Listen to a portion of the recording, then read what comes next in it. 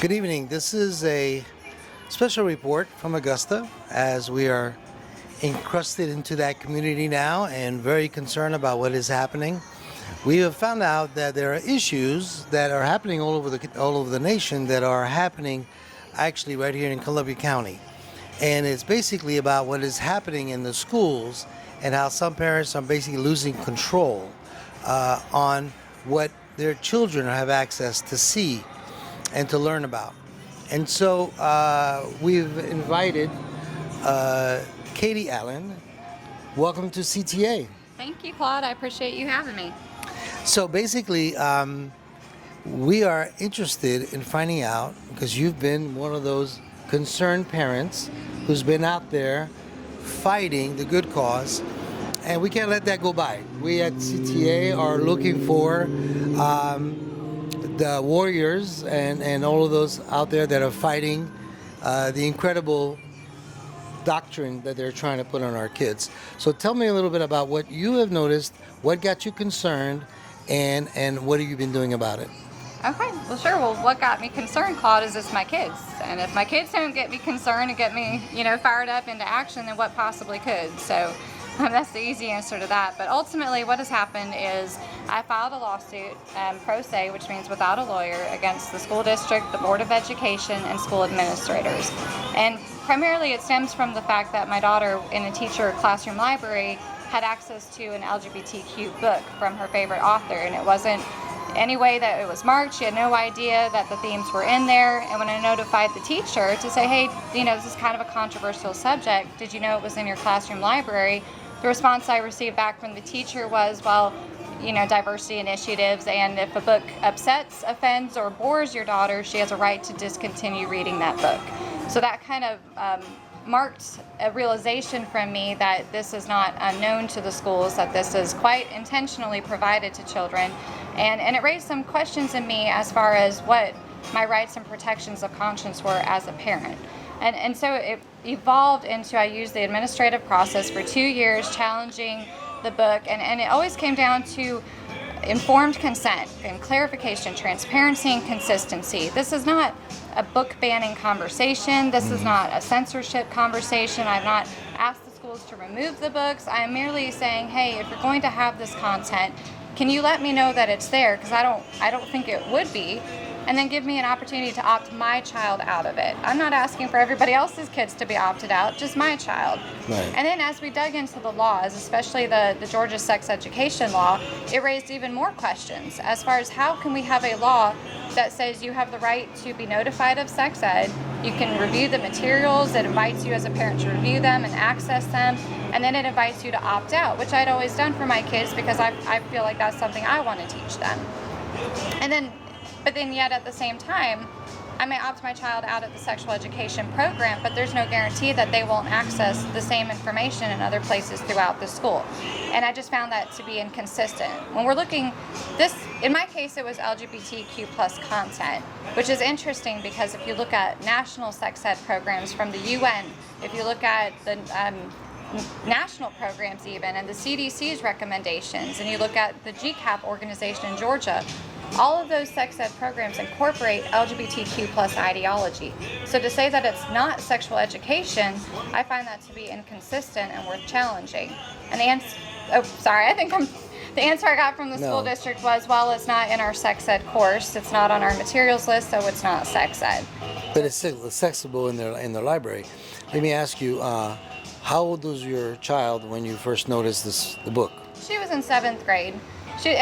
And it wasn't an obscene book. It was the book Drama by Raina Telgemeier. And so the obscenity laws have no place in this conversation. I know it did come up in the hearing yesterday, but we had to make sure that was clarified from the defense. Let them know, no. We understand this book was not obscene. We're not dealing with obscenity laws.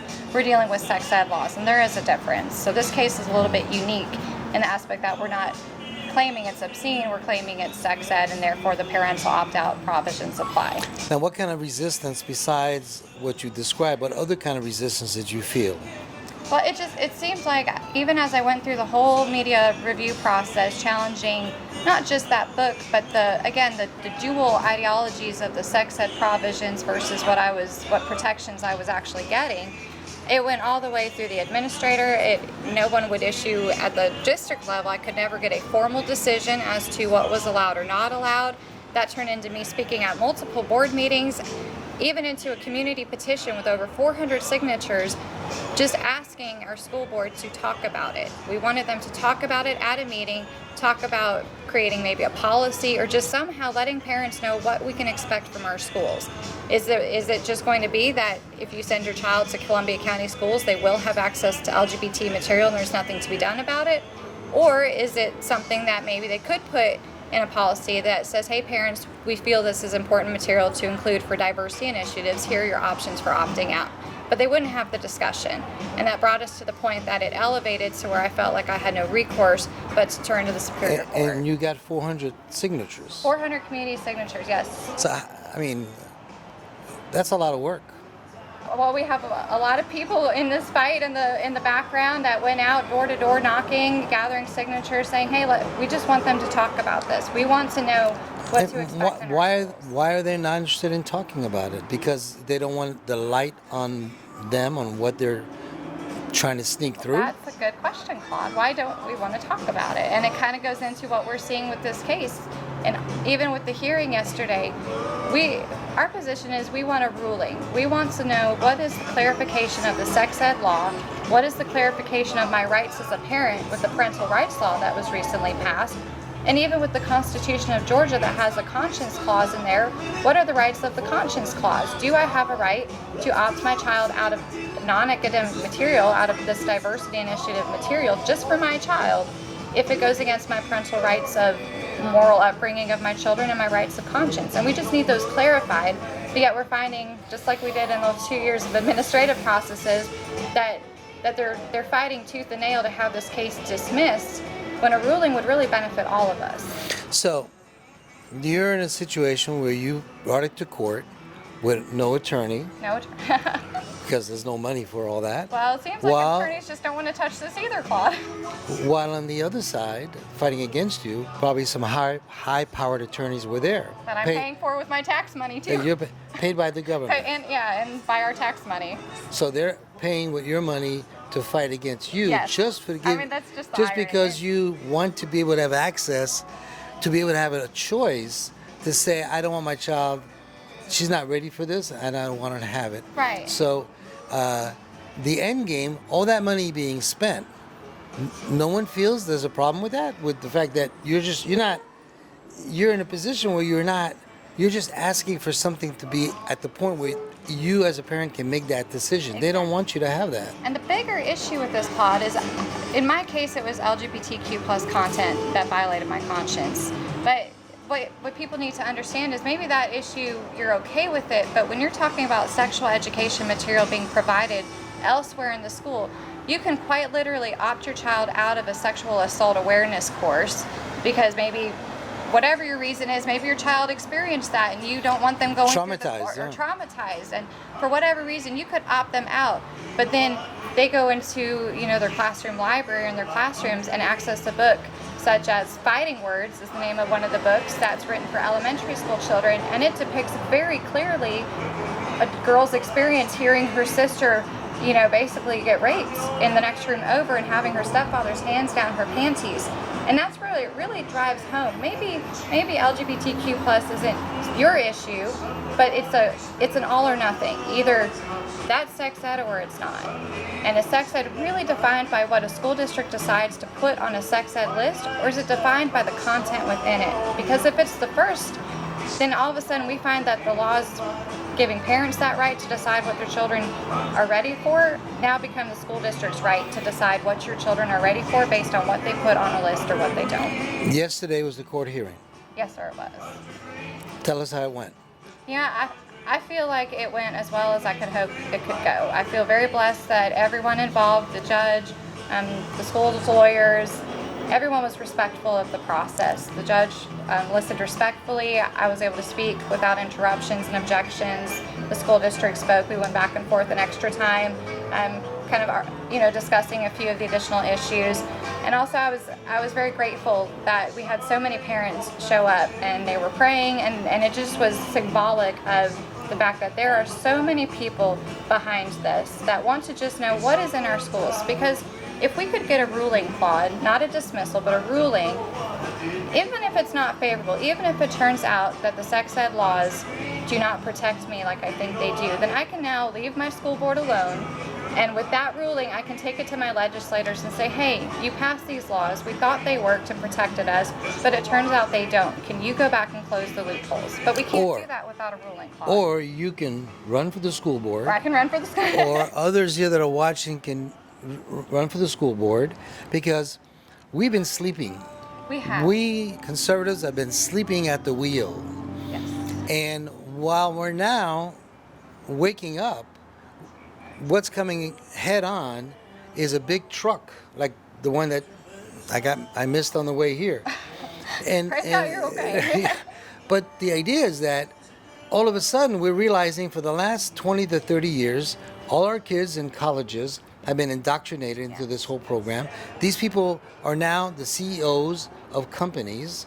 They're running Bud Light and Budweiser and Disney and all of these major corporations who are pushing down our throat all this subliminal messaging, and some of it is not subliminal, some of it is just right in your face situation, where and they've got the leverage because they're controlling these companies, they're controlling the money, their advertising dollars are supporting the mainstream media that are continuing to sell the lies to you, and when they're get to the point where you've got somebody out there who's fighting the system or bringing out the truth, like Tucker, Yeah. they get Fox News to fire It gets him. ugly, doesn't it? Yeah. I mean, you gotta So- be ready for the fight. Right, so this is a war. Yeah. This is a war. This is not Vietnam. This is not Second World War. I would say this is more important, because if we lose this battle, it's not just the United States, it's the whole world. The whole already many countries in Europe are totally woke. Forget about Canada. That's done already. And even though we're talking about Columbia County, but there's a lot of counties nationwide where you would be treated as a terrorist, because as a concerned parent, you questioning the school board on any decision, and they have the support of the FBI that they have already politicized. So the FBI, the CIA, the DOJ, they're all out to get us parents. Just a dude like me who has conservative TV, whatever what we're doing, we're not in their line. We are their enemy, and they can use the power of the law on their side. It's not justice, but it's just the law that they determine it. And this is where we are, and this is why it's a battle, and this is why you need to be not only just applauded, but you need supported. So now we have viewers that are watching us throughout the whole CTA network, which is on Roku and Amazon Fire and live on the website. But it is being broadcast in Augusta on channel 49.4. Will be added to several cities throughout Georgia in the next 90 days or so. But now, those who are watching us right now in Columbia County, how can they contact you to support you and help? Because I know I'm not the only one who cares. Right. Well, I mean, I have my personal email address. I'll probably provide that to you separately. I'll have to get back with you on a better way to contact, so I don't put that out there. Do that, because by the time I air this, I will put it on underneath you. Is there, even if you create a website or create something, but I think that people are going to watch this. They're going to want to know how to help, Right. because this is a CTA is not only Conservative Television America. It's actually call to action. Okay. Well, That's what the CTA is all about. Yep. It's call to action. You're here so we can call these people sitting on their couches to call to action and act. And if it takes removing the school board people that are fighting you, because it's not just this. There are states that have lost it. There's Oregon that recently passed a law that if a parent does not agree to have transgender surgery on their underage teenage child, the state has the right to take the child away from those parents to perform that surgery. This is America, the state of Oregon, which is already left-leaning all the way. They're now imposing laws allowing to take the children away from parents who have a child to raise, and you expect a child that if you let them will wear the same underwear 7 days in a row. That's the child who's going to decide now what gender they want to be this week, and then you're going to have a surgery performed where they'll be deformed the rest of their life. And now we know people are being sued. Hospitals and doctors are being sued by children that have lost their breast through surgery because they felt that as a tomboy, that girl, well, maybe I'm a boy, but you know what? And you have those are cycles. You have to look at the cost of silence. I mean, at the very least, there's prayer and action to be taken through prayer. There's action of going to school board meetings so that they can visually see that their community is watching them. There's emailing and asking questions.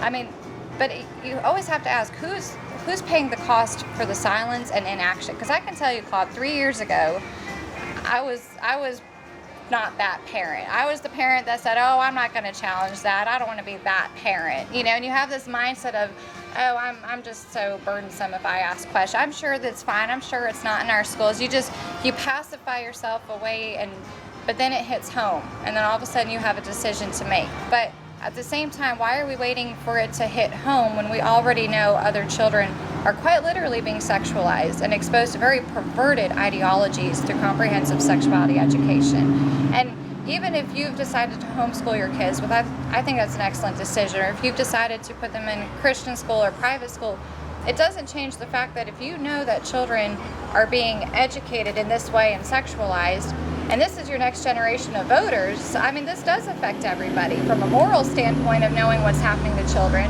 to a practical standpoint of, is this what you want in your next generation of voters, to be educated this way? So I think we have to remember, you always have two choices: action in some form or inaction. And what is the cost of inaction and silence? And if you don't draw the line at children being sexualized in this way and the transgender surgeries, then where are you going to draw the line? What could possibly hit your conscience to the point that you would draw a line if this is It'll be too late. It'll be too late. I mean, it's a freight train that we're trying to turn around, and it's going to take prayer, and it's going to take work, and it's going to take getting out of our comfort zones to lovingly but firmly challenge those in charge and do what's right. I wouldn't even be doing it lovingly. Well, I try. I'm still a Christian after all. Katie, you are a firecracker, and this is what is needed. So, God bless you. Great work. CTA is there for you. Call to action. You're watching. You're looking on the screen how to contact her organization, how to help make this happen. Just fire the school board if they're not going to give you support. I give you 100%. I'll give them anybody. Give them authority. I'll advertise the opponents to these people for free on CTA if they're running for campaign, because we're here to help. We're not here as a business just to make money. That's not what we are. We're about helping. So we're here for you. Thank you, Paul. All right? Thank you for interviewing. I really appreciate the conversation. And then you'll come back. Yes, sir. With other, let's continue the conversation. You just tell me there's a lot to unpack in this case. This is just scratching the surface. So. Claude Mancuso with CTA, Katie Allen, the firecracker guest today. And like we said, call to action, get off your couch, make it happen. See you next time. Thank you.